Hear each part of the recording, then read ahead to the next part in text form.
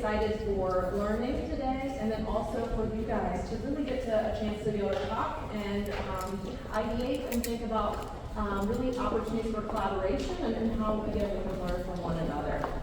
First, before we begin, I'd like to thank our founding partners. These guys made it possible to even have this innovation district in the first place. You're going to hear this story. All of the folks in this slide have contributed, number one, their hard work and volunteering to help us get to where we are today, but also financial contributions to make it possible.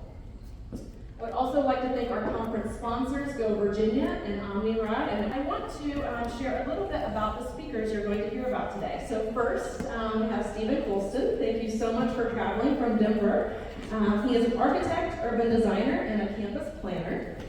He's passionate about the integration of nature within the built environment to create a positive impact on placemaking and influence on our quality of life, which is a really, I think, great segue to why this conversation is going to be so instrumental as we think about our innovation district here. He also has expertise in strategizing, planning, and designing projects that lie at the intersection between higher education, research, healthcare, institutional, private industry, and government sectors.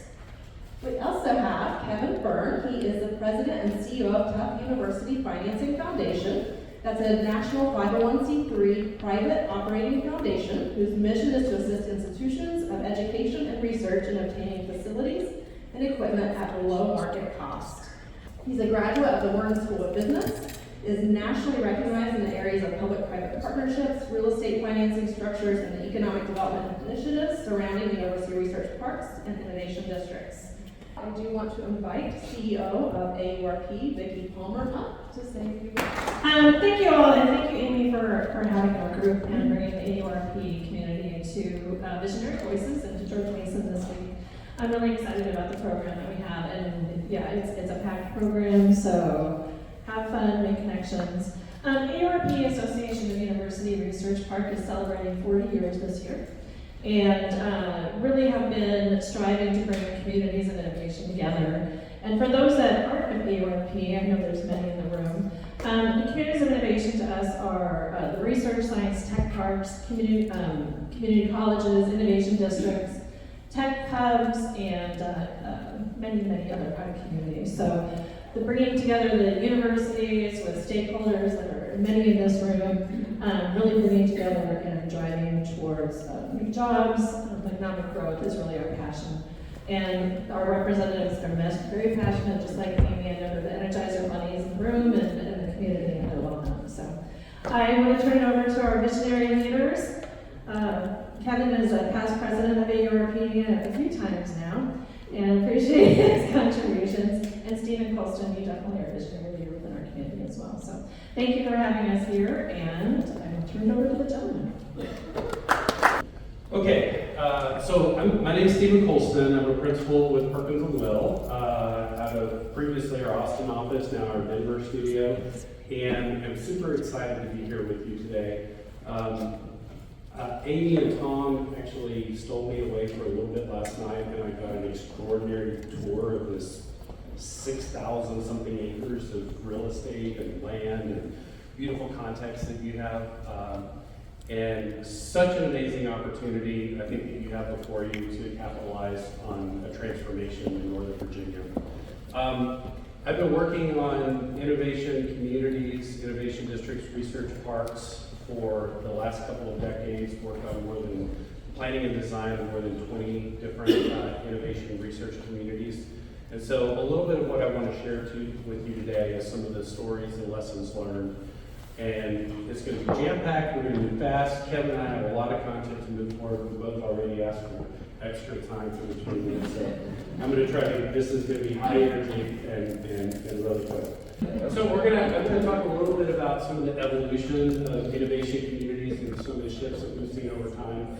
And then I'm going to talk a little bit about convergence analysis in terms of how we measure some of the success in innovation communities, especially as we think about the built and natural environment. So the innovation evolution has really been I guess you could go back to the Gilded Age, to the beginning of time, and talk about place and context and the transitions But, really, I think research parks as we know them today kind of started with the Stanford Research Park. Shortly thereafter came the Research Triangle Park. And then we really saw a lot of shift as we moved into the new millennium, the rise of innovation districts. And I like to argue that right now we're in what we kind of consider the age of convergence in innovation communities. So we started, back with the models of the Bell Labs, the Stanford, the RTPs, and then around the turn of the century, we started having a lot of conversations about the rise of the creative class and rainforest effect, and this whole, knowledge community conversation that created a very different shift. And then, of course, Bruce Katz and his team over at Brookings ended up authoring a document talking about the rise of innovation communities, and it was really about how we start to think about designing things in a purposeful way to support things for the intentionality of innovation. And we started to see things transform from coast to coast, from California to Florida to Kendall Square, and really seeing communities that became not just standalone buildings surrounded by a seasoned parking lot with a little fountain and a surface parking lot and a ring road, but they actually started becoming the fabric of communities. And I would actually argue we've moved from the sort of satellite research park out on the suburban edges of the city to innovation districts that have become a part of the city, to really now moving into a whole new level of innovation ecosystems, where there's the fabric of assets that are integrated across the communities. So we're starting to see science towns almost become a part of the communities that we're in. So this is, I used to live in Austin. This is a quick study from Austin where we're starting to see this convergence of change, where we're starting to see these innovation ecosystems really begin to cluster. So you see University of Texas at Austin, just near downtown. They had their, University of Texas Research Campus out further to the north. Then they started to build an innovation district right in around the core of the district. But then we have these whole range of other technology companies that were around the place. Dell was spun out of Austin with Michael Dell, started Dell Computers, with the second largest campus outside of Cupertino with Apple. But things just kept going, whether it's Texas Giga or the Samsung factory, and then there becomes this whole fabric of networks that have actually integrated around the city and actually grown out of that into the notion of innovation corridors, which is kind of the next level of evolution that we're seeing kind of up and down that Interstate 35 corridor from San Antonio up to Waco, and really even Dallas-Fort Worth. My partner Peter Baird in our London office has actually done a lot of work in kind of researching kind of innovation corridors. This is in the UK, the Cambridge-Norwich corridor study. And one of the things that was a byproduct of the research there is that when we found out that research and innovation happened within 5 kilometers of a higher education institution, that there was a corollary between the level of business parks, accelerators, technology, and spin-outs that are coming out of companies. So the mix of components that you have right here in this area in Manassas is really, really extraordinary, and I think something that you can begin to build on. The next level of what we're kind of beginning to see, and we've kind of described as blended knowledge communities, are the notion of moving from the research park and the university being separate and segregated to moving into the research and the university campus becoming more adjacent to actually becoming blended, both horizontally and vertically. And I think a great example of this is the evolution of Purdue Research Park, which really kind of started as a satellite research park out from the main campus. And then you have examples like NC State, where their Centennial campus actually kind of kisses the main campus right there at the edge. But where Purdue in their Discovery Research Park district today is really kind of transforming into a blended environment where you can be on campus in the academic and research context. You can stay at the hotel right on the campus. You can walk down to a multi-tenant research building right in the same space and not really realize that you've actually transformed from one place to another. So one of the things I would like to ask everyone in the room as you guys think about the notion of an innovation district here in Manassas is why. And this is something I try to ask every one of our clients when we began a process at the very beginning of thinking about innovation communities. is, why are you doing this? What's the intention? And we were working with Texas State University on their strategic plan. They said this is about R1. This is about taking our research level, our research programming capabilities and expenditures to the next level. When we were working with another county down in Central Florida, just south of Orange County in Orlando, on the Neo-City Innovation District, I sat down with the county manager. I said, why are we doing this? He said, it's about jobs. It's about economic development. It's about diversifying our economy. With UC Davis, Aggie Square, it was about leveraging partnerships and leveraging other people's resources in some ways to get a 1 + 1 = 3 opportunity in a different way. So the reason I say this is not because there's one right answer for this, but that there needs to be a reason about why you're trying to do this, and that it becomes a part of your purpose statement, it becomes a part of your story. And one of the things we like to say in AURP is if you've seen one research park or innovation community, you've seen one research park or innovation community. There are really no two alike. There are a lot of lessons learned that you can tell from this that we can learn, but it's about what your specialized expertise, your research strengths, and really what your regional context and economy looks like. Medical Center of the Americas, guess what? Health and biotech is one of their big focuses. In Neo City and Central Florida is about smart sensors, photonics, semiconductor technology. Oklahoma City Innovation District, sometimes you could actually blend the multiple different components together. A major energy component right next to the OU Medical Center, and also aeronautics. Where you are in the continuum also has a big impact on what your needs really look like. So just like everything in life, we have to crawl before we walk, before we sprint, and you can be anywhere on this continuum of sort of the life cycle and reinvention. So we talked a lot of time about like, what's the preliminary vision, where you're in the early stages as you guys have been developing your strategy, working with Laura and her team from Stiletto, really kind of assessing what the potential is and how do you start to think about overall investment. But then we've also come back to research parks that have been around since the 60s, who are completely retooling and reinventing themselves.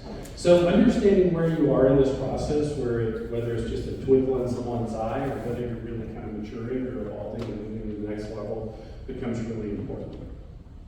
So there's 5 things that you want to think about that we've kind of discovered, I think, in really planning and designing these innovation communities that are transferable principles that we're not trying to say this only applies in one place, but you can kind of look at this in the aggregate and say, how does this principle apply to me and our context? The first thing is listen to your community. Your market, your context, the environment that you're in is very, very unique and special, and it's different from place to place. That's why you've seen one research park, you've seen one research park. Talk to your constituents, talk to your tenants, talk to your industry partners. Talk to your researchers, talk to your faculty, all of those who are really driving and commercializing and pushing innovation out of the academy. And last but not least, talk to your neighbors. Universities, research parks, districts do not exist in a vacuum. You're a part of the county, you're a part of the city in Manassas, right? You're a component of these. And I think some of the toughest situations we've seen is when there's been a medical school or something like that drop down next to a neighborhood that feels completely isolated from the programs over there. Create these opportunities for sinewy connections that really allow all ships to ride with the tide. This is my grandfather, okay? And so this is really kind of fundamental. Why do we advocate for bringing people together and getting them all under the same tent? Is because this is our human nature, right? If against anything, I'm not in. So this is something that I take really personally to heart and why we engage so deeply with the communities working. The second thing is really about identifying your resources and cultivating partnerships. Really pulling together your industry partners together with your applied research and learning activities, and then building those together with amenities that will help support partnerships, whether those are common spaces, shared maker spaces, meeting spaces, other things that will allow startup opportunities to come out of the university and really commercialize into the industry sector. The third thing is then blending those resources together. So yeah, we want to talk about all the amazing research in R&D, and it was great actually to tour around your community last night and see that you're mixing in housing. And we had fun time last night at Nova Live. You've got all the right ingredients here to start creating an amazing space of blended resources and creating a very vibrant place. If you're not a 24-hour environment, at least can you create an 18-hour blended knowledge community so that and this is what we're starting to see with the new townhomes, apartments that are coming online, is there are actually people living, working, playing, innovating, having coffee, gathering, socializing, and all the kinds of things that people like to do as a part of our human nature. I worked in research communities where we start talking about research, and then all of a sudden the next thing that I'm talking to some amazing PhD researchers at the top of their field is, what is it you really want here? And they said, well, man, it'd be nice if there was a place where we could grab a cup of coffee, or meet a colleague for a sandwich, or a trail that we could go out and take a little respite from the lab. Or maybe if there was childcare, or what if we had a STEM school, or whatever, and then all of a sudden I'm like, what about the science? And they're like, yeah, that's not just going to come along. But it's part of some of the things that we want in human nature. How do we create spaces and places that people can gather in the daytime, where we can put technology on display, have our robotics out there, but also create spaces that can happen, through those 8-10-hour environments where people can gather. Amazing spaces like this where you can have venues to come together and talk about innovation. The fifth theme is about celebrating your unique context. I was talking with some folks here earlier about all the crazy droughts we've been having out west, and how lush and beautiful and green it is here. How do you go about celebrating the context you're in? When we were working with the 1960s era reinvention model for the University of Utah Research Park, I realized it was kind of a benign campus with the standard sort of suburban office buildings surrounded by a parking lot, big berms, no sidewalks. You couldn't get. And I looked around and I said, "You guys have the Wasatch Mountains right here. You have this amazing creek that's like running through the core of your campus. Why don't you put those things out there on display and let that become a part of your sales pitch, right? When you're going out and telling someone." This is what we're doing here in terms of our amazing research. If I've heard it one time, I've heard it another time just within the last week. It's tough sometimes to recruit and retain the best and the brightest. And I've had folks say to me, if we can get a scientist in our lab, we have him at hello. My problem is getting the trailing spouse who's going to come with them from Cambridge to move to fill in the blank. And so creating amazing spaces and places that will create opportunities for employment, for families, and for recruiting the best and brightest becomes really important. And whether it's the mountains, whether it's sitting on the edge of the lake, whether it's thinking about your next level of iteration is important. So I want to just run through 5 different measures of success that we look at in terms of the sort of convergence space that we think are kind of the key components to consider. And these all are really kind of within the context of sort of place, quality of life, and community. And it's really about creating the right places, putting the right things in the right places to create an amazing environment. So we'll talk about these 5 components: density, where it kind of measures concentration of people, facilities, and the resources that you have here. Access, which is connectivity, open space, services, and amenities. Collaboration, which measures kind of creative collisions, opportunities for face-to-face interaction. Diversity, which really gets into the mix of uses and the mix of people. And last but not least, the impact and what we end up having on the community that we're a part of. So we all learned about the difference between distance between people when we went through COVID, right? The experience that you have when you're close to someone and you're interacting and you're having that face-to-face engagement is a lot different than when you were spaced out further. So we want to think about density increasing, that social distance and that level of interaction in an intentional way. And we kind of benchmarked and look at these as different components across the country. And this is where we start getting into that 18-hour environment, like what's happening in the daytime, what's happening in the nighttime, and how are we actually mixing our population to the way that we have vibrant spaces and places around that density. Part of it even happens in terms of the physical planning environment, how you actually lay out the structure of spaces. Because you can end up with a big sprawling development that is, surrounded by a sea of parking that becomes really challenging for people to connect and have those face-to-face interactions. And that's why when we start thinking about intersections and the layout and the density of the site and how we actually start configuring facilities in different kinds of ways, having an impact on that level of density. This is, Mission Rock, Mission Bay area in San Francisco, when they first started reimagining their old rail yard to what that kind of transformed today. Overlaid in a grid in a very walkable context that, has turned into arenas and medical centers and everything that people couldn't even imagine. And then the next level of iteration is they're moving forward. And it's about creating great places for people to connect with one another. The second measure is around access, and this is about connectivity and services and amenities. I mentioned a little bit about the county-led innovation district in Kissimmee. We looked at a whole series of different guiding principles to really prioritize how they organize their thoughts. And one of the important things were these gateways of connectivity and how people actually connect in intentional ways. And how a site that in this case was an old farm that was getting redeveloped into an innovation community can actually connect to the fabric of the rest of the county around it.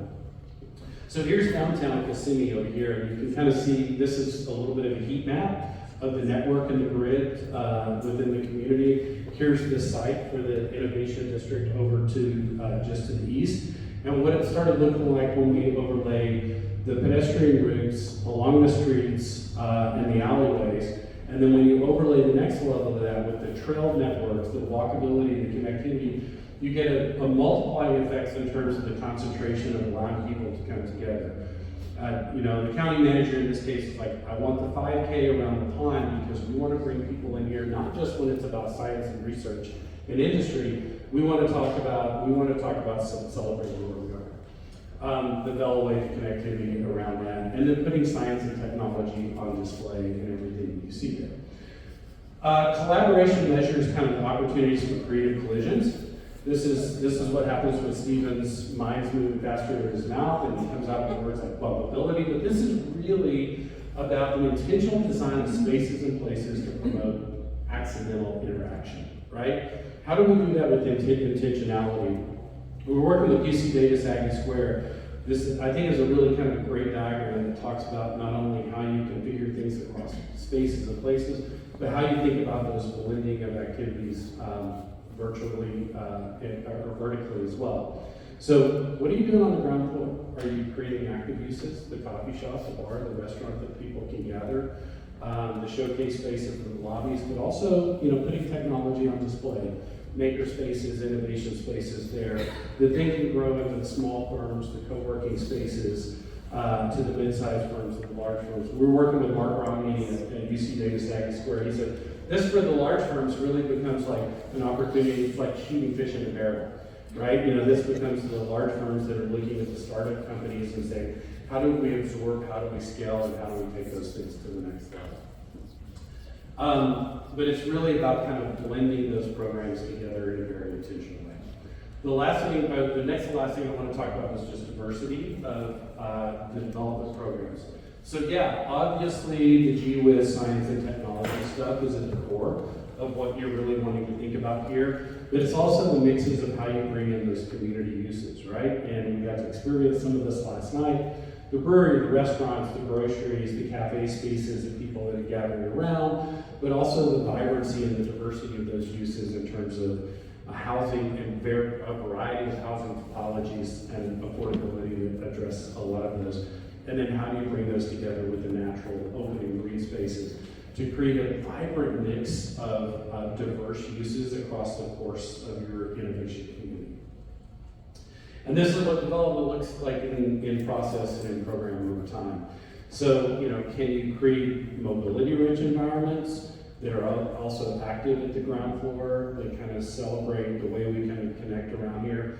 I was just saying to Amy and Tom last night as we were driving around, I said, man, it feels like, you guys are a little bit spread out here, but with an amazing trails network and the rise of e-bikes, like you could have so much incredible connectivity all across this innovation district, and exploit all of your mobility options to their fullest extent. You got 2 train stops in downtown here. And last but not least is, how do you measure impact? And I think one of the most profound projects I worked on was Oklahoma City Innovation District, where we found a neighborhood that had actually, had major academic medical center, research investment, kind of right in the shadow of the state capitol, and was also a byproduct of major urban renewal. With not quite on the scale of Tulsa, but pretty impactful. And so this is where we went out and we said, let's talk to the community. Let's talk about what's important to them. And they shared with us that, it was kind of like this tower of academia over next to us that we really couldn't connect to.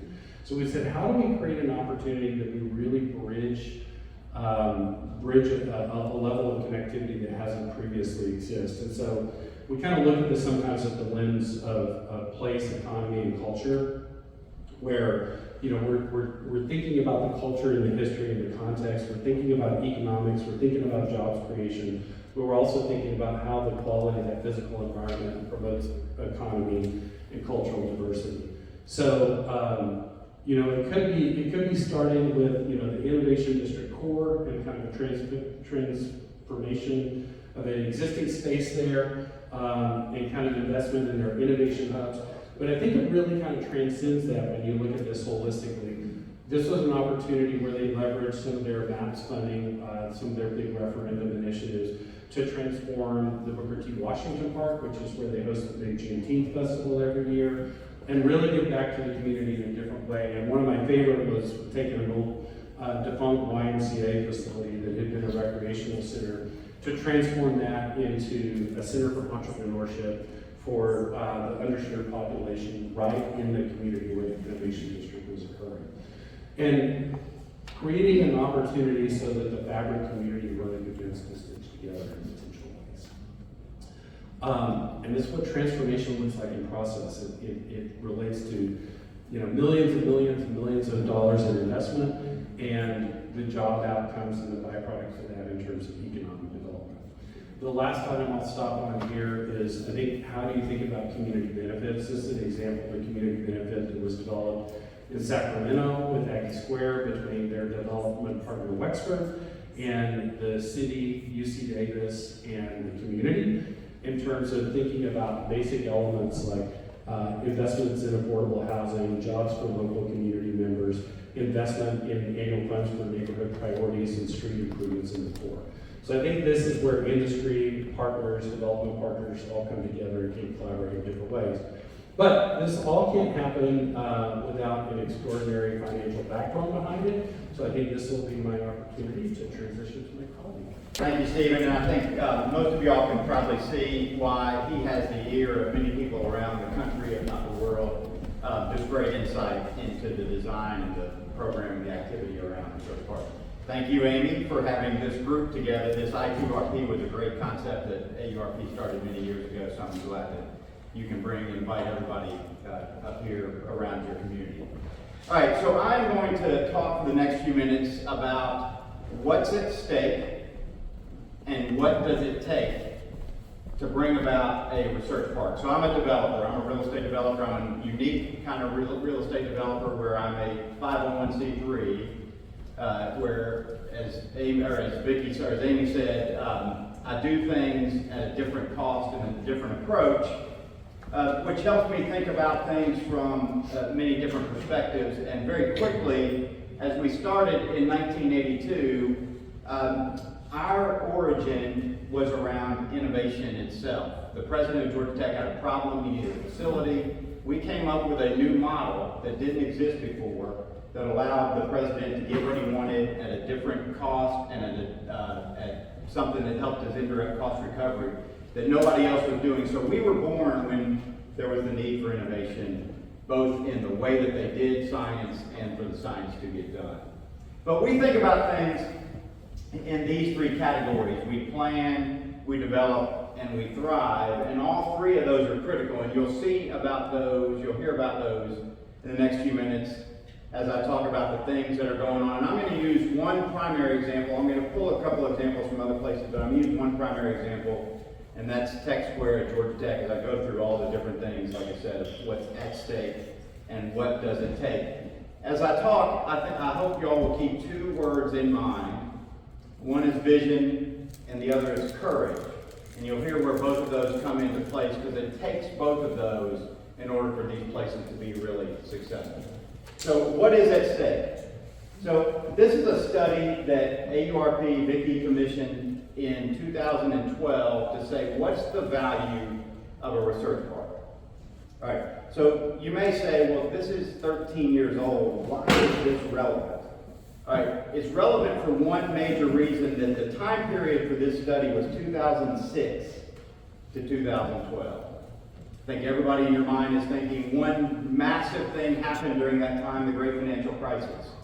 So we studied the value of research parks during that time, and what we found was there was 27% job growth within research parks, while the U.S. economy as an average declined 4.5% over all those years. You also see two other points that I highlight. There were 3.2 million square feet of new research parks. Now this is those who answered the survey. 3.2 million new square feet of research park buildings. So where cranes were not moving in the world, they were moving not just at universities, but specifically at these innovation hubs. And then you see that the success of startups was significantly better during this time period when everything was failing. What's happened since then, there have been at least 3 other reports that supplemented this, and all of them collaborated that this is true. It's still 27% job growth. The one right after this, the U.S. economy grew at like 18%, but still university research parks, university anchored research parks grew, continued to grow at 27%. All right, so I also failed to mention, a lot of what I talk about is going to be data driven. I've got opinions, I've got anecdotes, but what I'm going to try to do to help everybody here, especially around the locals, is to say this is the reality. This is true data that exists from very relevant sources that say this is why these things are critical, why they're important, and why they succeed. So my friend Colin Clark, who works at the Bush Institute, has studied these eds and med anchored institutions for many cities for many years. In 24, he came out with a report. The first report was titled Engines of Opportunity, How Eds and Meds Institution Can Transform for Prosperity of These Cities. He's followed on now with a couple of new reports. But there's a couple interesting things. So it's not just about job growth. You see up here, rapid growth in incomes, 15% higher median income growth, and especially large growth in underserved populations, blacks and Hispanics. You also see rapid growth in population around these areas. You see great concentration of skilled workers and better housing supply. The report that Colin's working on right now is going to talk about how much growth there has been in workforce housing around these communities that are supported by and anchored by eds and meds. So again, this is real. We see it on a daily basis. Everybody here that's from AURP sees it on a daily basis. These are absolutely real places that really transform communities. All right, so transformation. Stephen used this word quite a bit. I'm going to use the word right here and just show you a picture. So if economic development, true economic development is at stake, transformation is at stake. So this is the first of many pieces of the example of Georgia Tech. So this is Atlanta circa 1996. Also think about what happened in Atlanta in 1996. The Olympics were in town. And this is what we showed off. I lived in Atlanta at the time. This is what we showed off. We showed off desolate areas in Midtown. Everything that was Olympic related was a little bit farther south, but there was this, it's right by the interstate. But this is what it looked like. I mean, there were abandoned warehouses. As we often say, this is right across the street from Georgia Tech. You'll hear me say that. But there was a lot of commerce that went on in this place. A whole lot of commerce that went on. It's just nothing you want your college student to walk across the interstate to get to. All right. So this is what it looks like now. Now, everybody can say, well, that's Atlanta. Of course, there are millions of people that live in Atlanta, but this is a function, a result of vision and courage by several leaders, both at the university, at the city, at the county. So everybody that you all have in this room several people said, this is what we want. We've got a vision, and this is what it's transformed into. You know, you see the Bank of America Tower and the Bell South Tower, now something else. Bell South is long gone. But you just see how much transformation has occurred. All right. Then the other, what's at stake is wealth creation. All right, this is an aspect I know that not everybody thinks about, but I even had, there were remnants of this conversation that I had earlier this morning. So what I'm showing you here is a balance sheet, and the balance sheet is of an organization that Georgia Tech created to house part of its Tech Square, its Innovation District. This is called GATV, Georgia Advanced Technology Ventures. And I love having people in the room that actually started these things. Scott Levitan, who's now at RTP, was at Georgia Tech when all this happened. And he was one of the ones that helped create this organization, this GATV organization. So why I show you this is GATV's, one of its first transactions was to enter into a lease with TUF for one of the buildings within the Tech Square. And you see that assets, the $40 million building. You see liabilities. We entered into a capital lease. That means we were going to lease them the building and give them the building at the end of a 30-year lease term, which will come up in about 7 years. But you also see that there was a net asset, so value. Value was created from day one. GATV got a gift from a local foundation. Again, that's a key element to it, and I'll answer questions about that, but I'd love to talk to people about what that means. Having some of your local foundations philanthropically support the Development and Innovation District is key. So the Woodruff Foundation in Atlanta gave GATV $5 million. And at the end of the first year of existence, there was about $7 million worth of net worth. Today, 22 years later, the balance sheet's on the right, $237 million worth of assets and nearly $100 million of net worth. A lot of this is the value that's been created. What doesn't show up is the $100+ million of value of the building that we're going to give them in 7 years.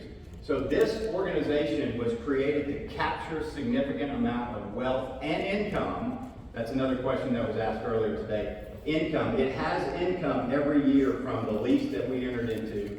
It's got value creation, and then it's going to have this long-term wealth creation when it receives the asset. The other thing that GATV does is it does things that require a business plan around the university. So Georgia Tech's a public university.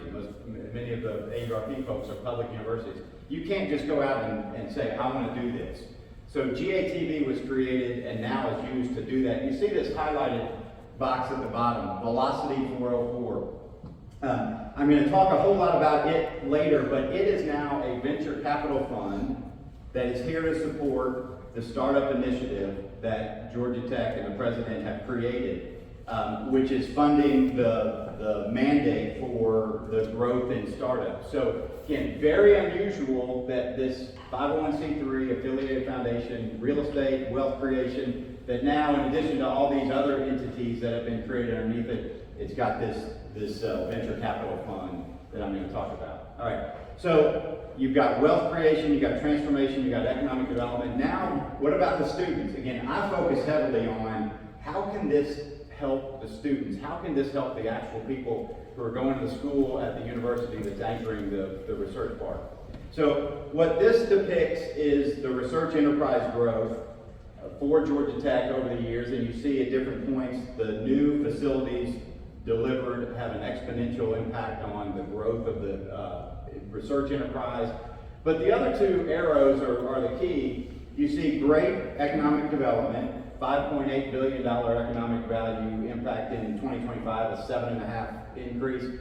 But also point to the SAT score, which again you'd say that's not a direct correlation, but it is a correlation. When you offer students more opportunities, you have a better chance to get better students and more students, and we've seen that happen at Georgia Tech. So much so that freshman retention rates, again, all these things will be important to President Washington and others at the school. Retention rates go up, graduation rates go up, degrees granted go up. Again, is it a one-to-one correlation? Not at all, but there is a significant correlation to offering students more opportunities and the results that you're going to see, and you're going to end up better students. So you're going to have student success, wealth creation, transformation, economic development.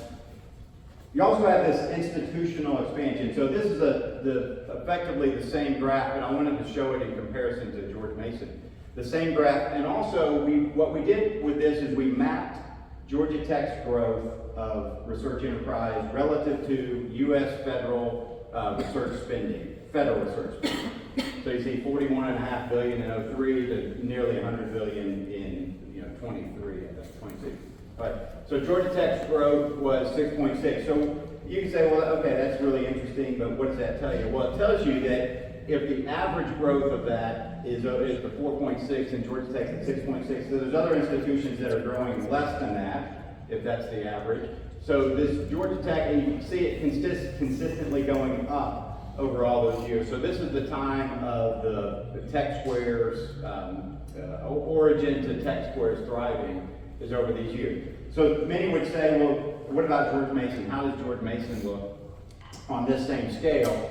And it looks like this. Now, the first thing you'd say is, George Mason's grown at a much higher rate, average over these 20 years than Georgia Tech has. And it's very true, it's 7.8 versus 6.6. But you see that that's occurred in the last 10 years. Now, does anybody know, you all should know, what's the similarities between the two? There's one individual similarity between the two, and that's Angel Cabrera, who's now president of Georgia Tech, was president at George Mason starting in 12 to 19 as all that growth started to occur. As George Mason said, I want to grow into an R1. All that happened under Angel, and then Angel now is at Georgia Tech, and President Washington has continued that theme, and again has continued to grow and expand the research enterprise. But so all of that's occurred, we believe and we feel, because of the existence of Tech Square. All right. So then what's at stake? Innovation and growth. You see here, this is again another Georgia Tech stat. 2025 was a record-breaking year for invention disclosures, new startups, and patents issued. You say, okay, that's great. Why is that important? It's because Dr. Cabrera has said, all right, we need to continually improve. We need to change the trajectory, which is already a pretty good trajectory. But so he came up with four big bets to supplement their current strategic plan. And again, you see all of them are relative to what I've just talked about. There's student success, there's degrees granted, there's research enterprise growth. But this fourth bet is build an innovation hub that's unparalleled in the city, in the country, maybe even in the world. He went to Ireland, he went to France, he saw these great innovation hubs, and he came back and said, I want this. What that quantifies and manifests as is 1,000 startups. He has mandated 1,000 startups at Georgia Tech in the city of Atlanta a year to, in perpetuity. All right, go back now. 143 right now. 1,000. So what that's done is it's created an environment of courage and of ability to go out and do what you need to do to make decisions that support startups. So again, that's where I get to think about the vision. Vision, let's get 1,000. But really what that does is it gives everybody the mindset that they can do what they want to do. So again, leadership priority, you're going to hear that here in a minute, is one of the key elements in why all this is incredibly meaningful. All right, so here's the 4 lessons learned, and then I'm going to get into what does it take to pull one of these off and be successful in perpetuity. So leadership sparks the opportunity. There were 3 strong leaders at Georgia Tech, Wayne Clough, Bud Peterson, and then now Angel Cabrera, who have said this is a priority. This is one of the #1 things. They care about student success. They care about faculty success. They care about research enterprise growth, but they really want to have this be a technological university. I'll explain that in more detail. Public-private partnerships are crucial, not just in investment, but also in the way that university and industry works well together. So again, that public-private partnership is crucial, is key in many different ways. Creative ways to support live, work, play, learn. Again, everybody uses that phrase. It's a wonderful phrase, but then when you see it manifesting, where you see the facility or an area is alive 24 hours a day, then you begin to see the importance of live, work, play, learn. And then finally, this notion of an inviting gateway that connects the campus. Stephen referenced it quite a bit as separate, now intertwined. This is Georgia Tech's connectivity. So Georgia Tech is on the south side of this picture, Tech Square is on the north side. This is a bridge that if you saw a few slides ago, it was a 3-lane bridge with barbed wire overpass or barbed wire. It's turned into a 300-foot park that connects that you don't know you're walking over 16 lanes of interstate that separates Georgia Tech from Midtown Atlanta. That's an inviting connection. It's going to be interesting, and I've got some thoughts that I've shared with Amy on how do you create that same connectivity to Fairfax, to Arlington, to Manassas. From Manassas here to Manassas downtown. From here, where we are at Sweeney Barn, to the Science and Tech campus, which again is not just a super convenient walk. So how do you do all that? Again, there's ways to get it done, but in order to create that connectivity to the entertainment district here is going to be, I think, one of the key elements. All right.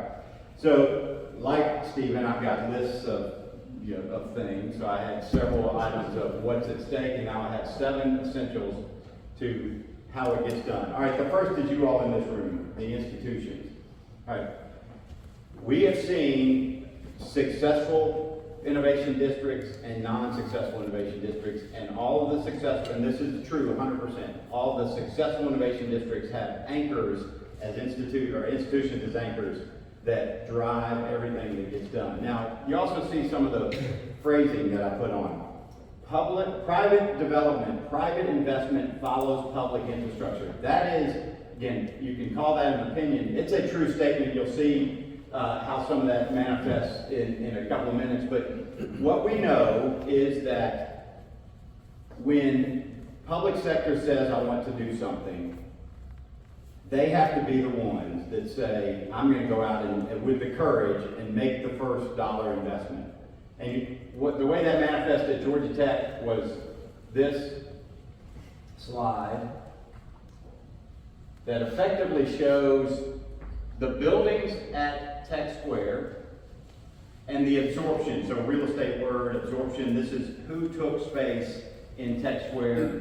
And you see at the beginning, 01 to 02, and this is cumulative, these 2 lines are cumulative, 100% of the occupancy, 100% of the investment at Tech Square in that first year was public investment. Then you saw the public investment flatten out, and you see all the private investment, the private occupancy increase over time. All right, so it started with the public investment, then private investment grew because they wanted to be next to all the faculty members, all the students, all the entrepreneurs. That happened with these first buildings. Then you see out later in 18, 19, a new facility was delivered, and you see the dramatic growth.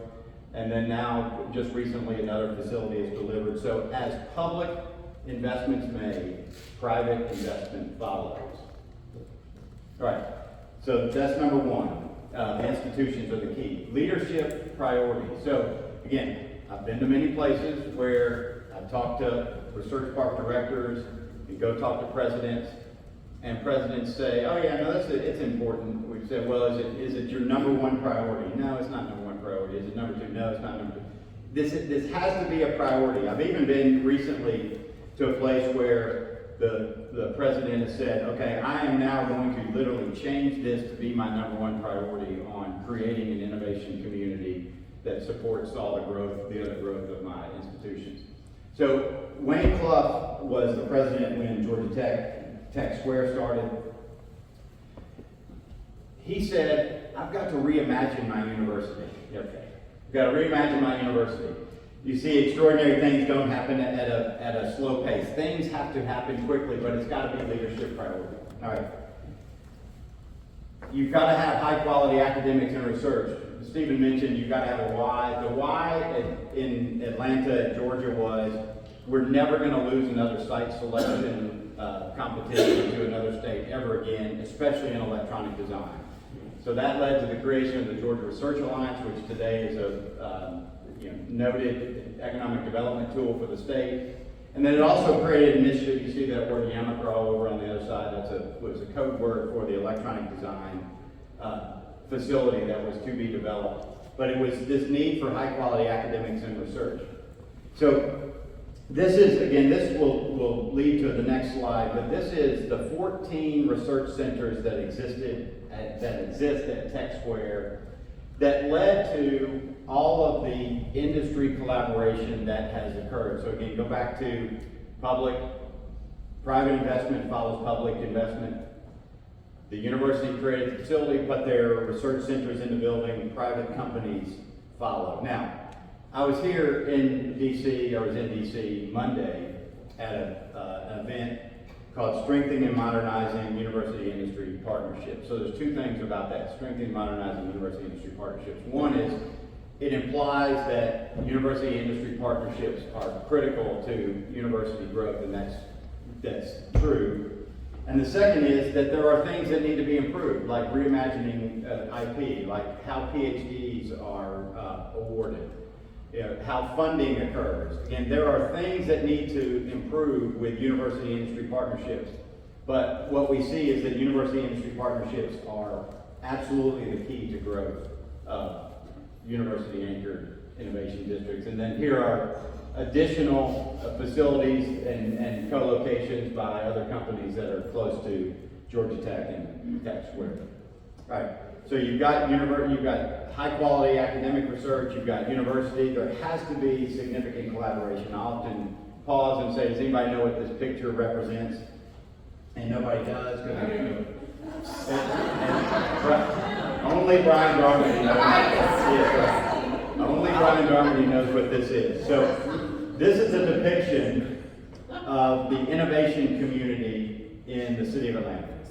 City of Atlanta didn't commission it. It coincidentally was a faculty member at the University of Maryland that just did this study on how connections are created. And this is the depiction. This has public universities, has city, county, it has entrepreneurs, it has companies, and all the yellow lines mean something, all the green lines mean something. But again, what's really interesting is this is the way you want your community to be represented. You've got the opportunity, you've got lots of assets. So you go back to, you've got the research, bring the industry, and then promote significant amount of collaboration. It doesn't happen naturally. We love this picture. This is one of the Tech Square buildings at one point early in its career, and we thought, hey, there's really smart people and there's entrepreneurs. They're going to get together. They don't just naturally get together. So we came up with this, again, following some of the things that Stephen said. We came up with this notion of engineered serendipity, where we tried to put people together, which actually worked. It was there, we created density of shared experiences, which led to trusted relationships which then led to a significant amount of collaboration. But what we also found out is you can't just put people in a room and hope they'll get together. All right. So then we started to say, all right, in all of this, we started to collect data. We know who people are, we know where they work, we know how old they are, we know, what science they're working on. So we began to say, you know what, we need to curate relationships. We need to make sure that Amy and Stephen literally not just put them in a room and let them run into each other, but literally make sure that they go to lunch together because they're working on the same thing, they're sitting right across the hall from each other, and they don't know that. Right. So we have now gotten into highly personalized. So go back to one of the original slides of how do we make things thrive? We create great facilities, we plan great facilities, we develop great facilities, but then we make sure people interact well together. Right. This is what Amy referred to early on. So one of the other essentials is project feasibility, economic feasibility. So the overarching theory is in order for something to get done, there has to be more value than cost. Everybody in the room would say, of course, of course it does. All right. But we also see a lot of buildings either don't happen because this algorithm is not met, or they do happen and they don't work out very well. All right, so here is the algorithm, and again, there'll be a test on this. All right. But the essence of this algorithm, and again, take pictures of it, and I think Amy will hand out these slides, is the income produced, there's this numerator denominator, the income produced divided by your weighted average cost of capital and interest rate. So that, $1 million divided by 5% is $20 million. As long as that is greater than or equal to your cost, And we use these phrases for cost: the functional cost, what's actually needed, and then the monumental cost, what does the university require you to put on buildings? Is it brick, is it stone, is it fancy ornate build out? What monumental improvement costs? And then both of these reflect subsidies. So one of the ways that we see projects work that don't otherwise have the value side is promote subsidies. So go back to, Georgia Tech got a $5 million grant from the Woodruff Foundation, which was a subsidy. It went to reduce the cost side of the equation. But this is what we look at from a development perspective. You can look at it from a public university perspective too. If you're looking at creating a new research building, then the CFO is going to say, how much research budget, how much indirect cost can I get out of these buildings, and then divide that by their cost of capital, and is that more than the cost, then things become feasible. What this depicts is the capital stack for all of these different buildings within Tech Square, and effectively from here to here are those subsidies, state, local, federal subsidies that we put into the capital stack. All right.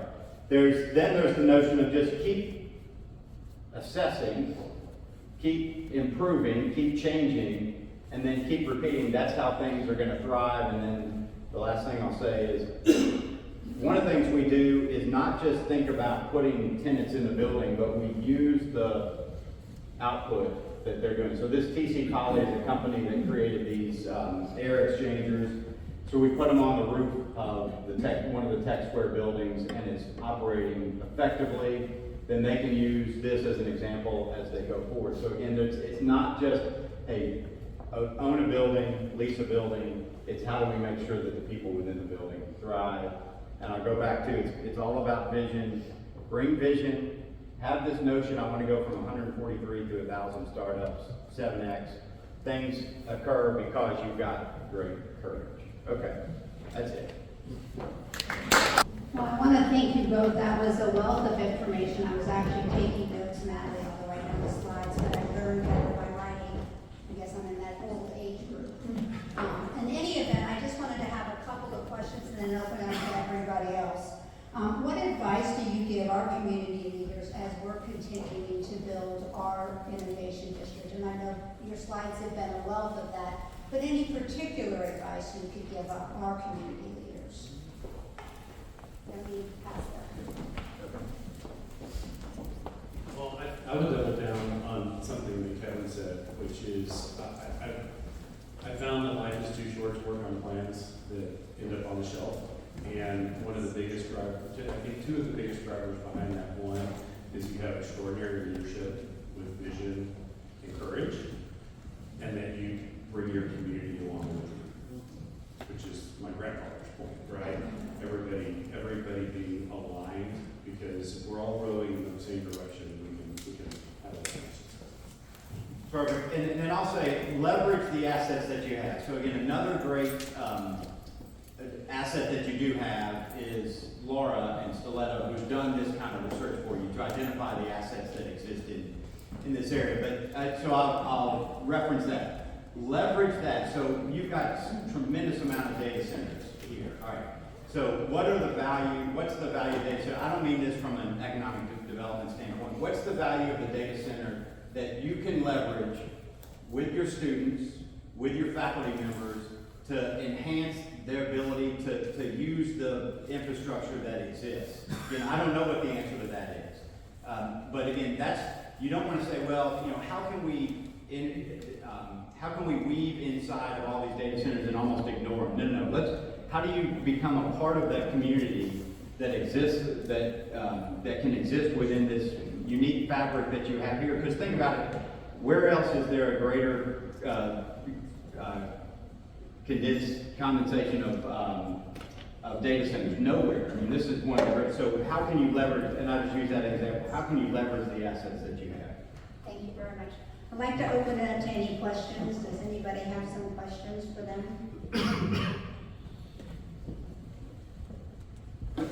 Over here. Good morning, I'm Tony Washington, the Planning Director for Prince County.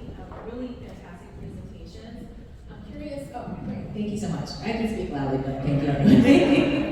So you both shared a lot of success stories, the components at work for innovation districts. I'm curious about lessons learned about things that don't work or things to avoid that Prince William County, the city of Manassas, should take into consideration for the innovation district here.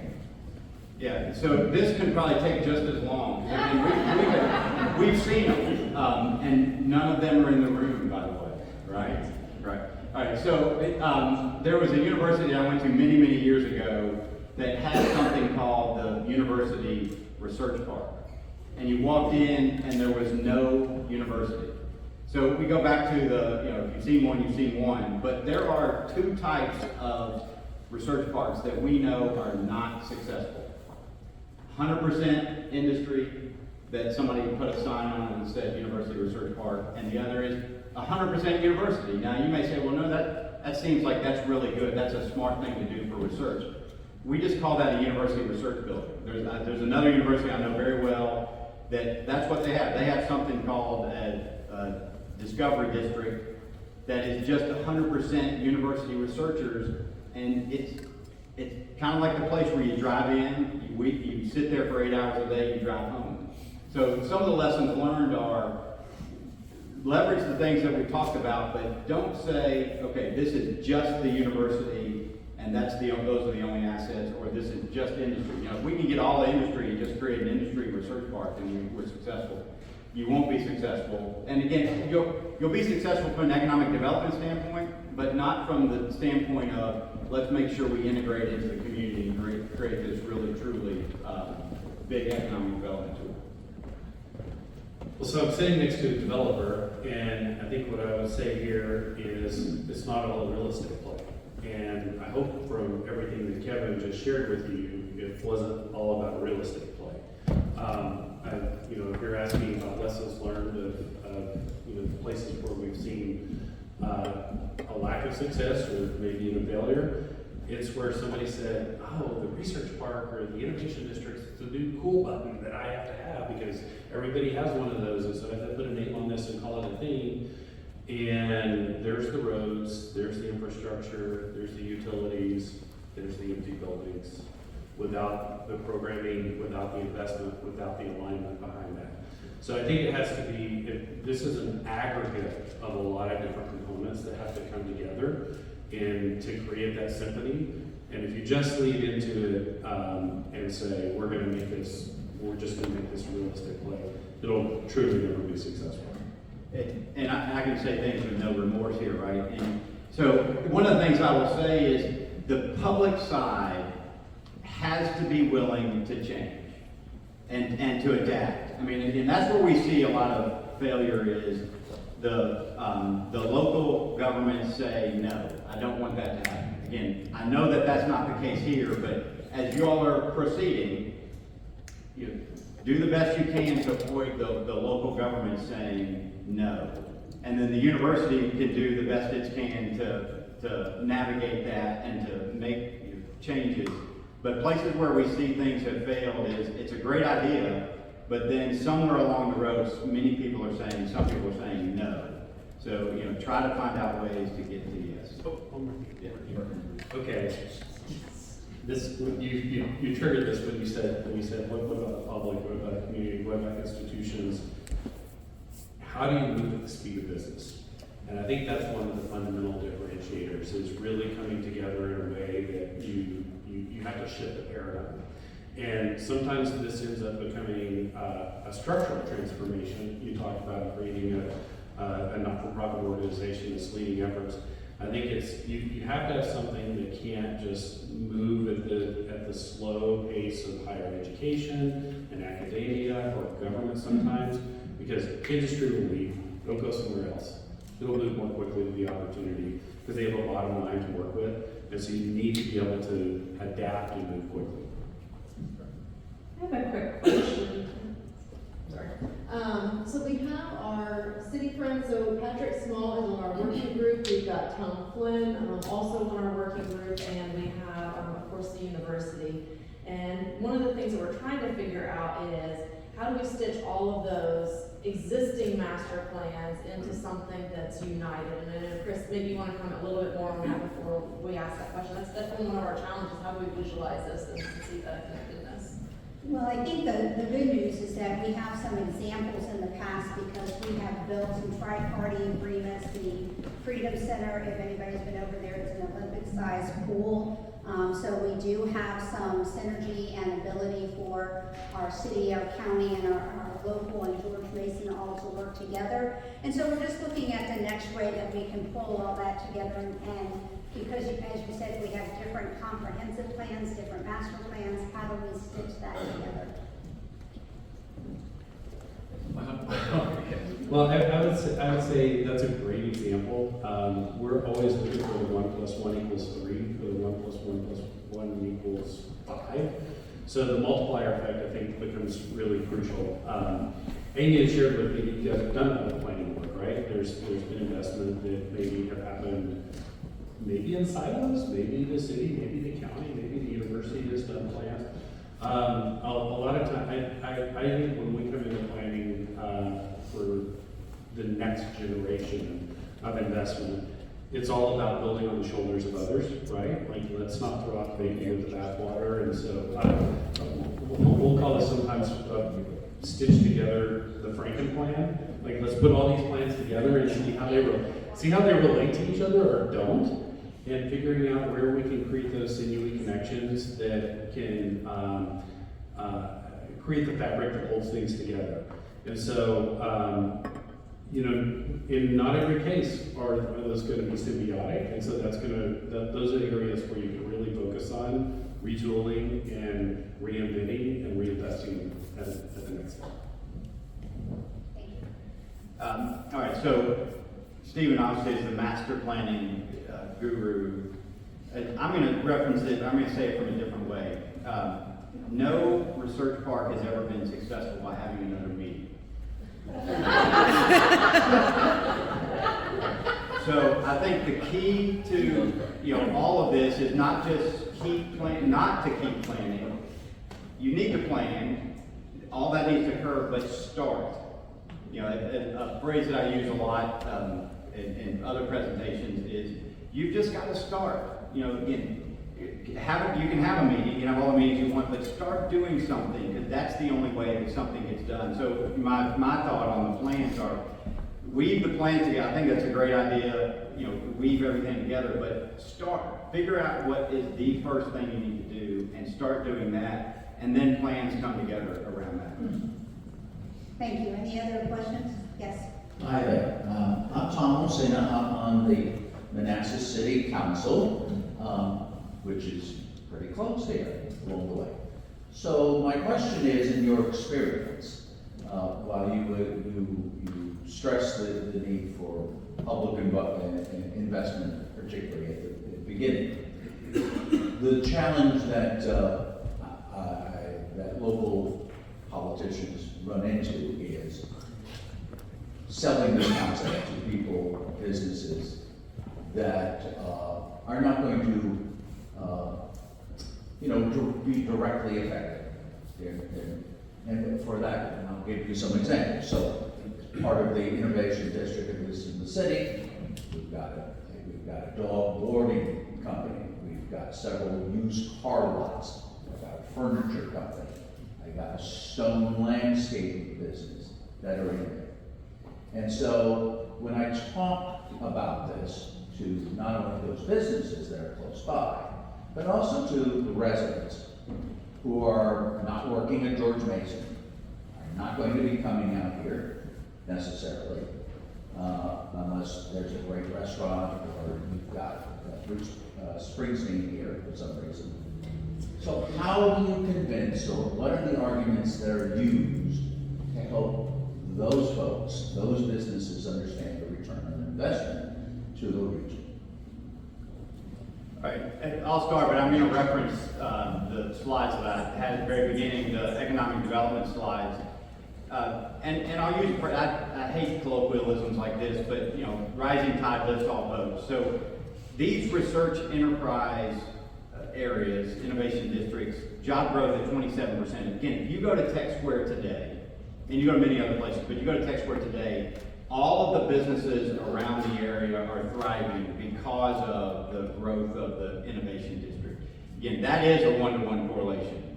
And I'm confident of that, and you can go and study each of those businesses and see that the dog grooming has increased because there's more people there that have dogs that then need to take their dogs to be groomed. There's more people there that need to buy cars from the used car lots. So again, all of that begins to thrive. And again, I often will talk to governors, senators, congressmen about that first slide and say, this is what you need to be telling everybody in your state of what we need to do. We don't necessarily need to just create a new tax credit. What we need to do is create these environments where we can bring companies. Again, I live in Georgia. We see all these car manufacturers coming in town. Those are great because then all the businesses in LaGrange now are thriving.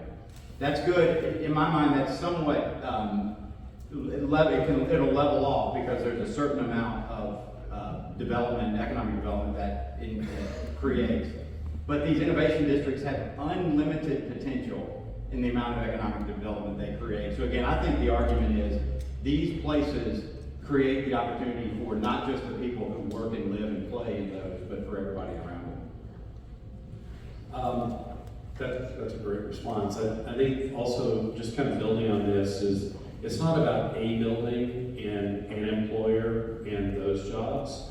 It's about the aggregating of all of these different components. It could start off with a major investment in a facility, like happened at Georgia Tech, with a partnership from the university, but it's the multiplier effect that comes along with that. So the Oklahoma City example was one that I shared where it also became a part of the investment in the community, the investment in the parks, and the investment in the entrepreneurship center for startups. One of the amazing programs that they started out there was we found out there was a major corollary that almost nobody who lived in the district worked or was employed in the district. And we said, how do we move the dial on that? Like, how do we build wealth for these communities that have traditionally been underserved?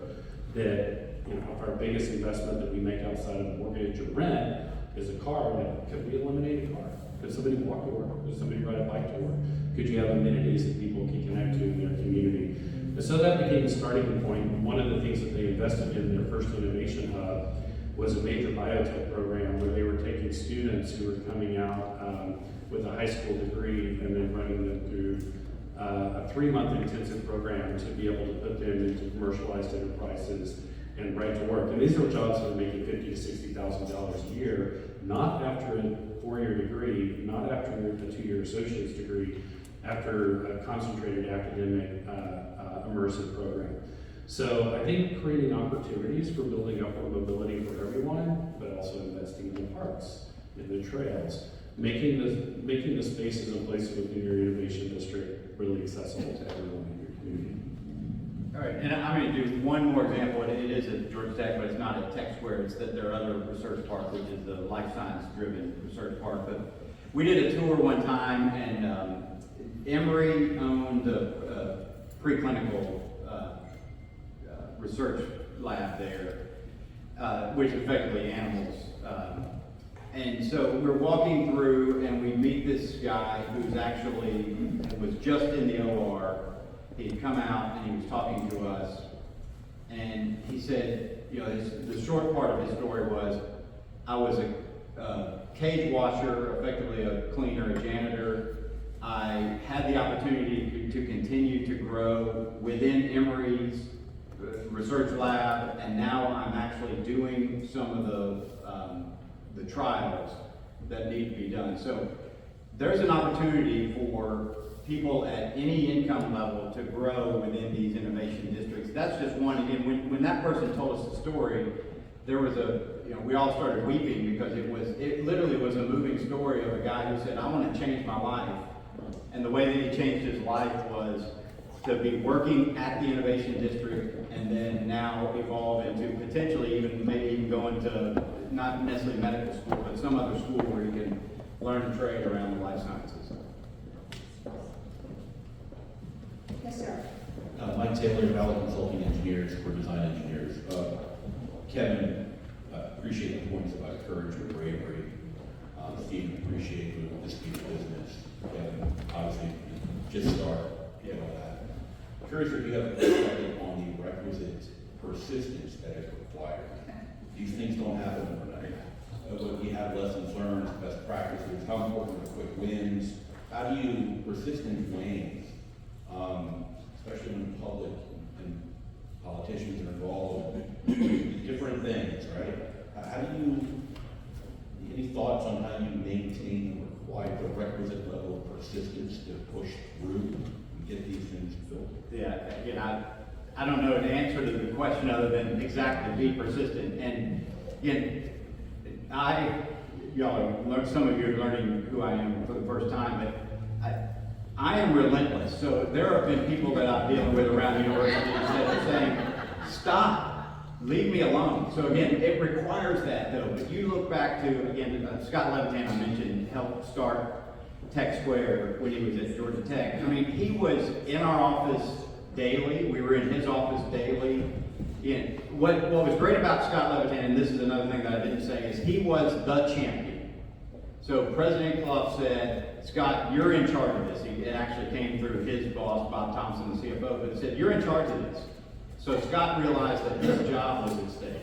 And so he wanted to make sure that it worked. So he was persistent. Again, you've got to have that. I say that all the time too. You've got to have somebody whose full-time day job is to wake up every morning and say, this is going to get done. If you don't have that, then it's just going to be somebody's third priority. So again, the answer to your question is to be persistent, but you have to have somebody that full-time day job, like Amy, full-time day job is making sure this gets done and can motivate other people to get it done.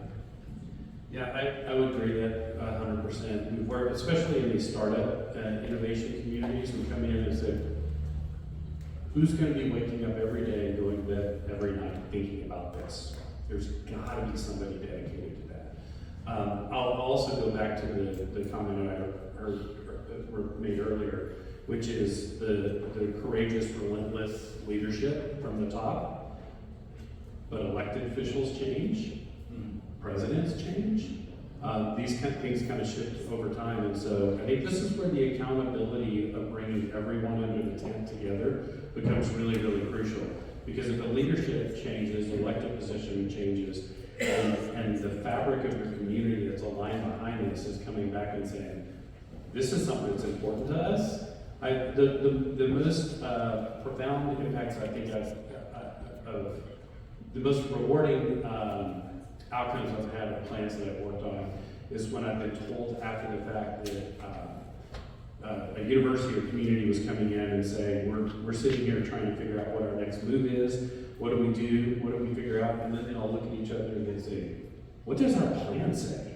And it's not because of me, it's not because of Perkins&Will, it's because they own it. And I think that ownership has to transcend just that president or just that elected leader. It has to be really a part of the fabric and the buy-in in the aggregate. Good morning, everybody. I'm Aaron Gambini, Share Partners Commercial Real Estate. Born and bred in Manassas, 10 minutes from here, but I've lived for the last 15 years in Montgomery County. Great presentation, really excited about this. And I just have a question on sort of physical planning and development. How do you determine where to start, right? We showed a lot of park space and science and tech buildings and collaboration space and university buildings. How do you determine what goes up first? Like, are you doing speculative developments or do you need anchor tenants? I assume it's case by case, but how do you determine kind of where to start the growing the innovation? All right, I'll try and then Stephen can answer. But so, and I'll use Tech Square. So one of the first things about Tech Square's start was President looking across the interstate and seeing all that open land and saying, I am bound on the north by a home community, bound on the west by rail, and bound on the south by another home community and effectively downtown, and bound on the east by the interstate. But if you go across the interstate, then that's where the property is. So that was the first thing of identifying the property was, I'll call it just it wasn't, hey, this is the best piece of land, that's where we're gonna go, because that's where, that's the right direction and the only place we can go. All right, then the next statements or the next ideas were, okay, what kind of development? And Georgia Tech and Georgia Tech Foundation got intimately involved because one of the things we said, again, another tenet we said was there has to be an academic component that moves across the interstate. So then, and there's a great story on that the Dean of Engineering was Gary May, who ultimately was at UC Davis. He was looking on campus for a new spot for his building, and he was with the president, and he said, I want my building to be there, and the president said, well, there's already a building right there. It's the College of Management. He said, you misunderstand what I say, I want my building to be right there. So the College of Management was displaced because at Georgia Tech, the Dean of Engineering is. So the College of Management had to go somewhere. Again, that may be, I took some liberties probably with the total amount of the story, but the College of Management moved across the interstate. So, and then they wanted a hotel, and they wanted some retail, and then they wanted some conference room space. So Georgia Tech started to say, okay, we're gonna build something on one side of the street. Then the private sector, through a relationship at Georgia Tech, so one of the foundation members said, okay, well, we can start to build some private buildings. Started to work with the governor, and that's when the GRA and the Yamacraw initiative popped up, and said, okay, that needs space, that's a public investment. Then we do need some private space. We do need some speculative space. And so then we started talking about speculative space. So again, all of this is at the same time. Again, unheard of. The golden days of development back in 2002, 2003. So all of this happened at the same time. So again, the answer is identify what the need is, identify what the demand is, and then start focusing on how to do that. It just happened to be there was tremendous amount of demand at Tech Square. But I go back to just identify the demand, because there's a lot of places that say, we just need a building. Like, as Stephen said, there's a button that says, hey, I have a research park too.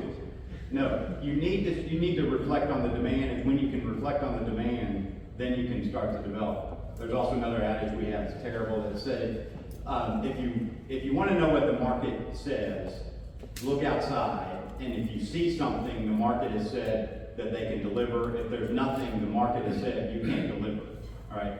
So that's something you have to be aware of, so you've got to create that, you've got to be able to create that demand to create the need for space. If you try to do everything all the time, 100%, you're not going to be successful at that. So I think figuring out the starting point is really key. You have thousands of acres here, right? So where do you really begin to focus? I start with, with David, right? Like what are the assets, the resources, the things that you can capitalize on, and start with those studies that Lauren and her team with Stiletto have worked on. Leverage those as your starting point. Just as an anecdote, when we were, Brookings came in after they wrote this great document about the rise of innovation communities, working with communities all across the country. They went to Oklahoma City and they walked around there and talked to a bunch of folks, and they said, you guys have all the right ingredients to put something together here. Here's all the list of things that you need to do. And one of them was like hire Stephen, and they did. One of them was like hire an executive director that's going to wake up every day and go to sleep every night thinking about this. And they kind of went down the list. The community came together and they said, this all sounds like a really great idea, and it became a little bit of everything in the kitchen sink. And I think that's where you can get this can become a little dangerous. Is I know I just said a minute, it's like, where's the opportunity for a little bit of something for everyone? But if you do it to the point that it becomes so diluted, then it has a problem. So what happened was the university was involved, the city got involved, the city said, this is a great opportunity for us to also update a whole small area plan for our comprehensive plan for Northeast Oklahoma. And then the state capitol was right there, and the state capitol folks came together and they said, well, we'd love to have a capital advance plan as a part of this. And so it became, Our document ended up being 3 different reports in one. One was a supplement to the comprehensive plan, one was the capital complex plan, and one was the innovation district plan. So we sat down with the community leaders. We had a really, really remarkable steering committee that was cherry-picked to sit on this committee, and we sat down with them and said, by the time this was all said and done, this area that they described as the innovation district was 3,500 acres. And we said, we can't just like smear the peanut butter over this whole piece of bread and have it have any real substance that anybody wants to come back for. And so we sat around with maps, we sat around with drawings. We did a lot of asset management. We found out where the resources were, where the jobs startups were, where the concentration of major employers were, where the academic components were. And we also had a Ouija board exercise where we really said, okay, like, where's the right place on this? And then it became like, well, you know, the state owns this piece of property and the university owns this piece of property. And if we can start, so we started out, we went from 3,500 acres to 8. We said, where are we going to double down on 8? And if we can get 8 really well, and that's what you saw in the rendering in that concentration, that's the investment that they started with. From 8, we scaled it to 25.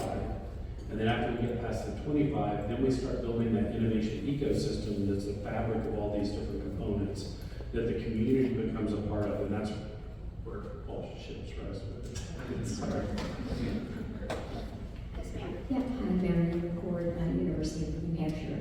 As a leader of university research, we watched over the past year, and I noticed none of the data has, it's too early for 2026 data, but we know, and we've seen the president's budget, which 2 years in a row has threatened to cut funding by 50% for National Science Foundation. We've also seen that there have been several attempts to limit indirect cost reimbursement, and all these investments that universities make in these buildings. You heard Kevin mention they do a calculation, how much indirect cost return you write that. My question is, how do we prepare for a complete paradigm shift here if the federal research budget is significantly cut? And whether it's cut or not, and Congress resisted it very strongly, at least the Senate this year, we've seen a slowdown because of firings at the agencies, and we're at about 20% of the funding that's been allocated here already in April for NIH grants.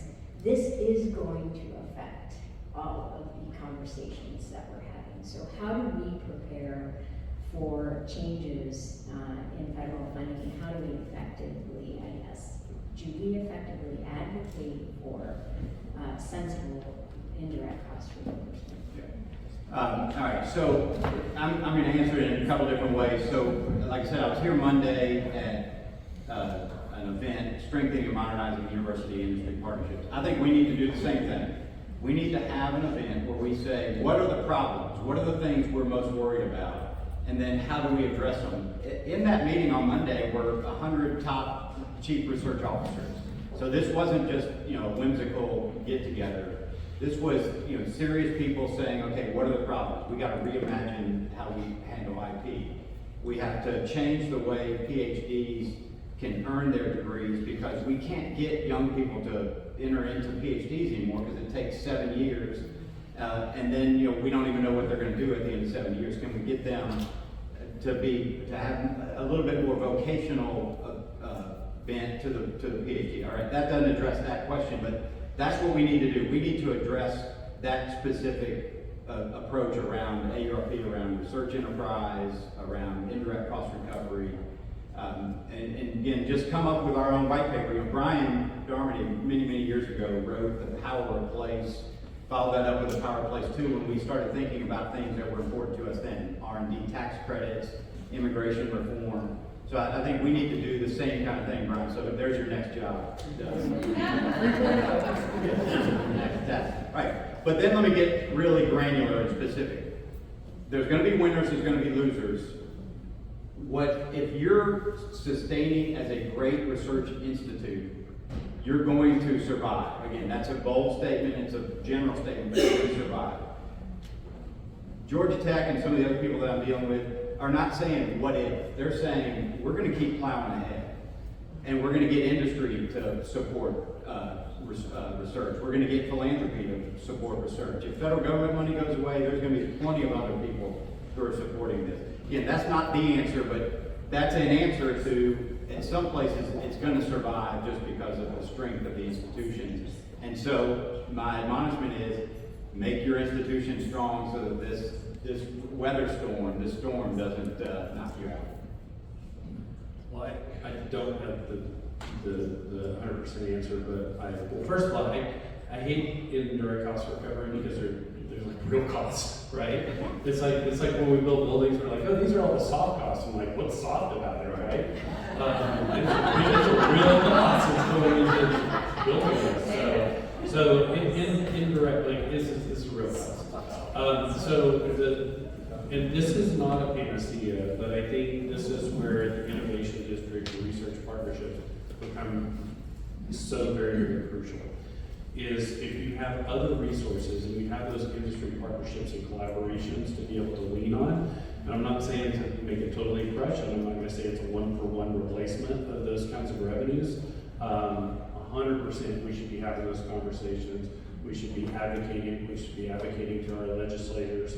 We should be talking about real cost and explaining what the implications of all of those are. And we should be leaning into as many creative approaches. And I think the other thing as we think about these spaces is flexibility and adaptability in the spaces that we have, so that our labs are quickly adaptable and remodelable for other kinds of uses. I knew Scott could. I just want to answer it. The federal government is not reducing its investment in research. I know that sounds crazy. Knock on other doors. The Department of War, the Department of Environment, the Department of Energy. Sorry, not the Department of Energy. The money is being spent.